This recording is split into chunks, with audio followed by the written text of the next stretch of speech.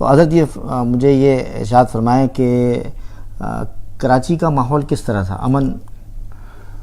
دیکھیے کراچی کا ماحول جو ہے اس زمانے میں، اس زمانے کے اندر تو بہت ہی پرامن تھا، بڑی محبت تھی، بڑی اخلاص تھا، آبادی بہت کم تھی، اور اس زمانے کے حاکم بھی اچھے تھے، وہ تمام رشوت اور بے ایمانی اور فریب کاری، دھوکہ، یہ سب نہیں تھے، اور بڑا امن تھا اصل میں۔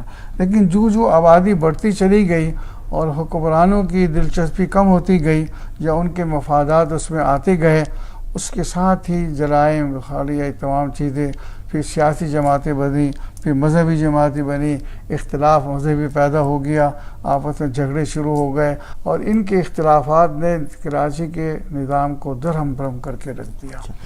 امن اور سلامتی کے حوالے سے کوئی اس وقت پوری دنیا میں ایک سیکورٹی تھریٹ ہے، پاکستان ہو یا یہاں دیکھیے ہو؟ اس کی وجہ تو آج تو اللہ نے 21ویں صدی میں نیوزی لینڈ کی وزیر اعظم سے جو جملہ کہلوایا عالمی سطح پر کہ اسلام جو ہے سلامتی کا دین ہے، اس نے یہ کہا کہ اسلام کا پہلا کلمہ جو السلام علیکم ہے، لہذا اس نے اپنے ملک کے اندر اذان بھی شروع کرائی اور جمعہ بھی کرایا اور خود شریک ہوتی رہی۔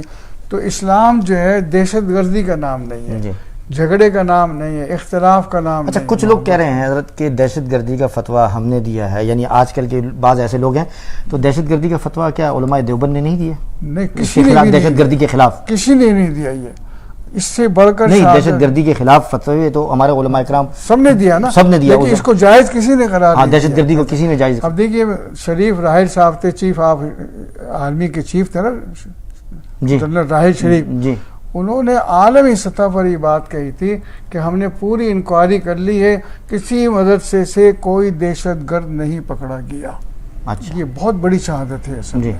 تو ہمارے مدارس دین کے قلعے ہیں، وہاں دین سکھایا جاتا ہے، اخلاق سکھایا جاتا ہے، محبت سکھائی جاتی ہے، اور دعوت اور تبلیغ کے کام سے جو ہے تمام عالم کے اندر امن قائم ہو سکتا ہے۔